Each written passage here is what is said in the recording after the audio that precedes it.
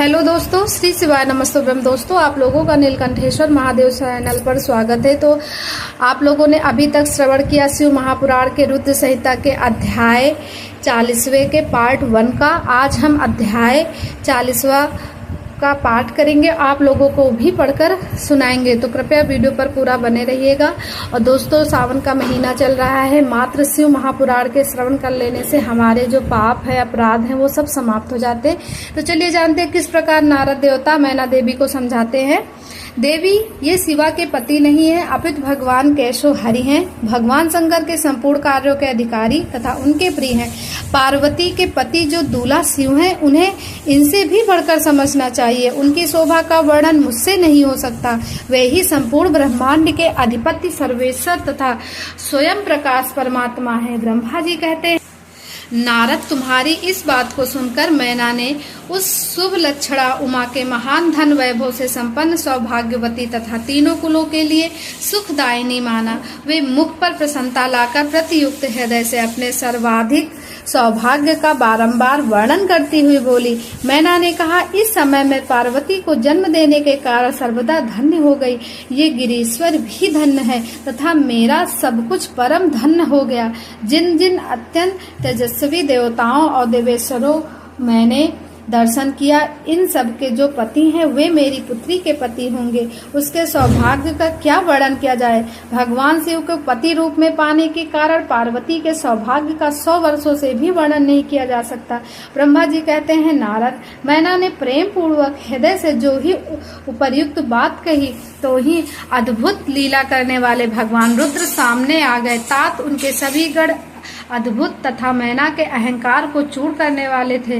भगवान शिव अपने आप को माया से निरल्पित एवं निर्विकार दिखाते हुए वहां आए। मुने उन्हें आया जान तुमने मैना को शिव के पति का दर्शन कराते हुए उनसे इस प्रकार कहा, सुंदरी, देखो ये साक्षात भगवान शंकर है, जिनकी प्राप्ति के लिए शिवा ने वन में बड़ी भारी तपस्या की थी। तुम्हारे ऐसा कहने पर मैना ने बड़ी प्रसन्नता के साथ अद्भुत आकार वाले भगवान महेश्वर की ओर देखा। वे स्वयं तो अद्भुत थे ही, उनके अनुचर भी बड़े अद्भुत थे।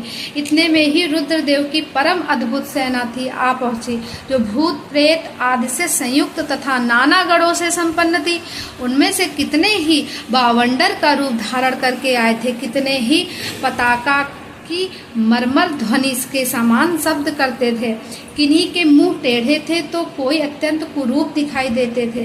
कुछ बड़े विकराल थे, किन्हीं का मुंह दाढ़ी मूछ से भरा हुआ था। कोई लंगड़े थे तो कोई अंधे, कोई दंड और पास धारण किए हुए थे तो किन्हीं के हाथों में मुर्दगर थे। कितने ही अपने वाहनों को उल्टे चला रहे थे। कोई सींग, कोई डमरू और कोई गोमुख बजाते थे। गढ़ों में से कितने तो मुंह ही नहीं थे, उनके मुख ही नहीं थे।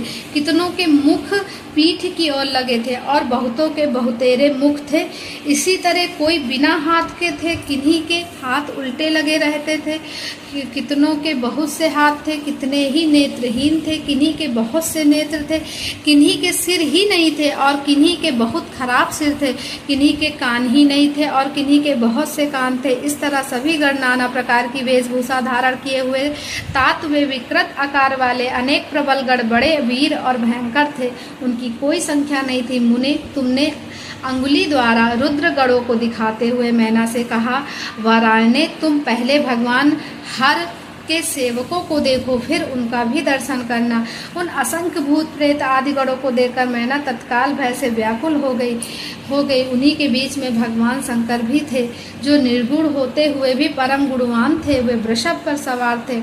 उनके 5 मुख थे और प्रत्येक मुख में 3-3 नेत्र। उनके सारे अंगों में विभूति लगी हुई थी, जो उनके लिए भूषण का काम देती थी। मस्तक पर जटाजूट और चंद्रमा का मुकुट, 10 हाथ और उनमें से एक में कपाल लिए, शरीर पर बाघंबर का दुपट्टा और हाथ में पिनाक एवं त्रिशूल, आंखें भयंकर आकृति विकराल और हाथी की खाल का वस्त्र।